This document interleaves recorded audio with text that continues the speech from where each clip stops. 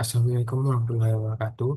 Saya Arem Safalah dengan NIM 2420922044, mahasiswa Magister Teknik Sipil Universitas Andalas dengan jurusan Transportasi. Di sini saya akan menjelaskan mengenai what are the fundamental pillars for sustainability atau keberlanjutan. Langsung saja, pilar-pilar dasar keberlanjutan. Konsep keberlanjutan telah berkembang menjadi landasan pembangunan berkelanjutan, memastikan kebutuhan generasi saat ini terpenuhi tanpa mengorbankan kemampuan generasi mendatang. Awalnya berfokus pada ekologi, kini mencakup dimensi ekonomi, lingkungan, dan sosial yang saling bergantung dan saling memperkuat. Ketiga pilar ini sangat penting. Kegagalan salah satunya akan mempertanyakan esensi keberlanjutan. Maka dari itu di sini saya akan membahas tiga pilar dasar utamanya, yaitu ekonomi, lingkungan, dan sosial. Kita mulai dari pilar yang pertama, itu keberlanjutan ekonomi. Keberlanjutan ekonomi adalah kemampuan sistem ekonomi untuk menghasilkan pertumbuhan berkelanjutan melalui penciptaan pendapatan dan lapangan kerja yang menopang populasi. Ini adalah dasar bagi pembangunan berkelanjutan yang berfokus pada efisiensi ekonomi dan pengelolaan sumber daya tak terbarukan secara bijaksana.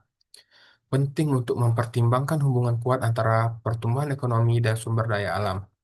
Peningkatan eksploitasi dan konsumsi sumber daya telah memperkuat ketergantungan timbal balik antara sistem ekonomi dan lingkungan.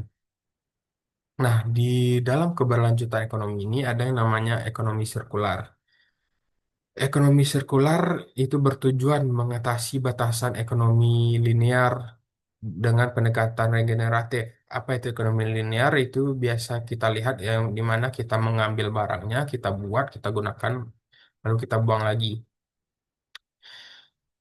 Eh, Hal ini adalah paradigma baru keberlanjutan yang menciptakan model bisnis baru dari bahan baku ramah lingkungan hingga produk yang dapat dilacak dan dirancang untuk tahan lama. Ekonomi sirkular ini terdiri dari lima pokok utama, yaitu yang pertama desain produk, daur ulang, penggunaan kembali, perbaikan dan pemeliharaan, dan produksi ulang. Lalu bagaimana hubungannya keberlanjutan ekonomi ini dengan eh, eh, keberlanjutan ekonomi ini dalam transportasi? Dalam sektor transportasi, pilar ekonomi tercermin melalui hal-hal berikut, yaitu yang pertama, efisiensi biaya operasional transportasi, baik itu bahan bakar, pemeliharaan, maupun waktu tempuh perjalanan. Yang kedua, itu peningkatan konektivitas wilayah yang mendorong pertumbuhan ekonomi. Yang ketiga, pengembangan transportasi publik yang menurunkan biaya perjalanan masyarakat. Yang keempat, penerapan konsep life cycle cost dalam perencanaan infrastruktur transportasi. Pendekatan ekonomi sirkular dalam transportasi meliputi penggunaan material daur ulang pada perkerasan jalan, pemanfaatan kembali material lama, serta desain infrastruktur yang berumur layan panjang. Lanjut ke dasar pilar yang kedua, itu keberlanjutan lingkungan. Keberlanjutan lingkungan adalah kemampuan untuk mempertahankan modal alam, termasuk kualitas, ketersediaan, dan reproduktivitas sumber daya alam, serta fungsi ekosistem. Dimensi ini mengadvokasi pengembangan yang melestarikan sumber daya alam dan melindungi sumber daya tak terbarukan. Tindakan konkret meliputi pengurangan konsumsi energi, penghapusan bertahap polutan, dan pengurangan emisi gas rumah kaca ke atmosfer. Keberlanjutan lingkungan adalah landasan pencapaian dari keberlanjutan ekonomi. Lalu kita lihat lagi bagaimana keberlanjutan lingkungan ini dalam transportasi. Dalam konteks transportasi, aspek-aspek lingkungan itu mencakup yang pertama pengurangan emisi gas rumah kaca dari kendaraan bermotor, baik itu mobil, bus, sepeda motor, dan lain-lain. Yang kedua ada pengendalian polusi udara dan kebisingan lalu lintas. Yang ketiga itu efisiensi energi melalui transportasi massal dan kendaraan rendah emisi.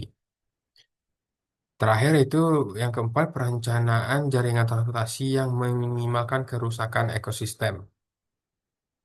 Transportasi berkelanjutan menuntut pergeseran dari kendaraan pribadi ke angkutan umum serta integrasi moda yang ramah lingkungan. Nanti bisa kita lihat bagaimana contoh dari keberlanjutan lingkungan ini dalam transportasi dalam mengurangi emisi gasnya. Kemudian untuk keberlanjutan ekonomi dan lingkungan itu memiliki sinergi yang mana mereka saling terhubung seperti eh, cara pengelolaan sistem ekonomi berdampak langsung pada lingkungan maupun kualitas lingkungan yang berdampak langsung mempengaruhi kinerja ekonomi. Penting untuk menerapkan logika pembangunan lingkungan berkelanjutan yang memperhitungkan kesesuaian antara aktivitas bisnis dan pemeliharaan ekosistem. Ini juga mencakup dampak aktivitas dan produk dalam hal konsumsi sumber daya, produksi limbah, dan emisi polutan. Tujuan utamanya adalah mengembangkan proses produksi yang memenuhi efektivitas lingkungan, efisiensi ekonomi, dan keberlanjutan sosial secara bersamaan. Kita lanjut ke pilar dasar keberlanjutan yang ketiga, yaitu keberlanjutan sosial. Keberlanjutan sosial adalah kemampuan untuk memenuhi dan menjamin kondisi kesejahteraan manusia serta kebutuhan sosial dan budaya. Ini mencakup keamanan, pendidikan, kesehatan, demokrasi, dan partisipasi melalui distribusi yang adil berdasarkan kelas dan gender. Untuk mencapai pembangunan berkelanjutan yang inklusif, diperlukan tindakan efektif dari otoritas publik, lembaga, dan perusahaan.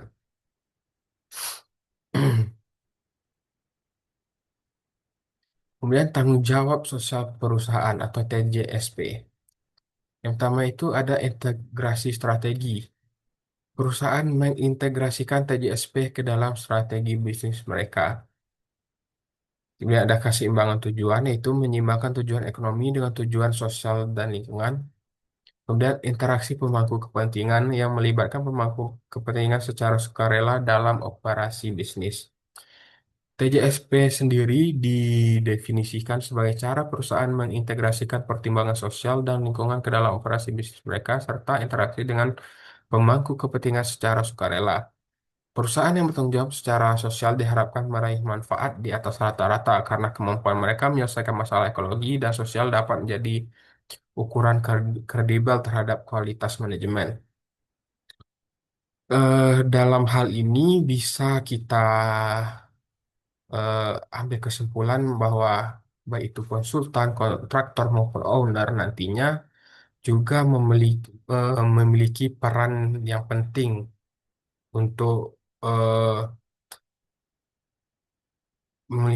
yang penting untuk turun langsung ke ranah masyarakat, misalnya ketika terjadi masalah lingkungan atau sebagainya. Tanggung jawab perusahaan untuk menghasilkan keuntungan disertai dengan pemilihan pilihan sukarela untuk berkontribusi pada pencapaian tujuan sosial dan lingkungan. Dalam kerangka strategi dan manajemen korporat dan tujuan utama adalah mempertimbangkan tanggung jawab sosial sebagai investasi, bukan sebagai biaya. Perusahaan ini berkomitmen terhadap masyarakat dari mana ia memperoleh sumber daya, keterampilan, barang, dan jasa, serta memiliki kewajiban etis untuk menjadi motor penggerak perkembangan ekonomi dan sosial, menghormati lingkungan dan sumber dayanya, sambil memperjuangkan kepentingan generasi sekarang dan mendatang. Lalu kita lihat bagaimana keberlanjutan sosial ini dalam transportasi. Dalam sektor transportasi, eh, keberlanjutan sosial ini diwujudkan melalui yang pertama itu akses transportasi yang adil bagi seluruh lapisan masyarakat. Yang kedua itu keselamatan dan keamanan pengguna jalan. Yang ketiga transportasi yang inklusif bagi penyandang disabilitas, anak-anak dan lansia. Terakhir yang keempat itu partisipasi publik dalam perencanaan transportasi. Transportasi yang berkelanjutan tidak hanya efisien dan ramah lingkungan, tetapi juga aman, terjangkau, dan berkeadilan sosial. Nah, ini kita lanjut ke contoh kasus transportasi berkelanjutan yang ada di Indonesia. Yang pertama itu MRT di Jakarta. Dalam segi ekonomi, itu mengurangi waktu tempuh dan biaya kemacetan. dalam segi lingkungan itu menekan emisi gas yang kita bicarakan tadi mengenai keberlanjutan lingkungan. Di itu menekan emisi gas dari kendaraan pribadi. Karena dari banyaknya semakin banyak orang yang punya kendaraan, maka polutan atau polusi pun menjadi semakin banyak. Kemudian itu dari segi sosialnya, akses transportasi massal yang aman dan nyaman. Tuh, kemudian ada BRT Transjakarta. Ini kurang lebih sama dengan MRT-nya ya. Kemudian jalan nasional dan infrastruktur jalan dari segi ekonominya itu bisa dilihat dari penerapan life cycle cost analysis dalam perencanaan pembangunannya. Kemudian dari segi lingkungan itu penggunaan material daur ulang, dari segi sosial itu desain jalan berkeselamatan tinggi. Dan ada transportasi di daerah berbukit dari segi ekonominya itu trase jalan yang meminimalkan cut and fill. Dari segi lingkungan itu pengendalian erosi dan longsor. Dari segi sosialnya itu menyeimbangkan konektivitas dan perlindungan lingkungan. Baik, sekian dari saya. Lebih dan kurang saya ucapkan terima kasih. Saya tutup dengan Assalamualaikum warahmatullahi wabarakatuh.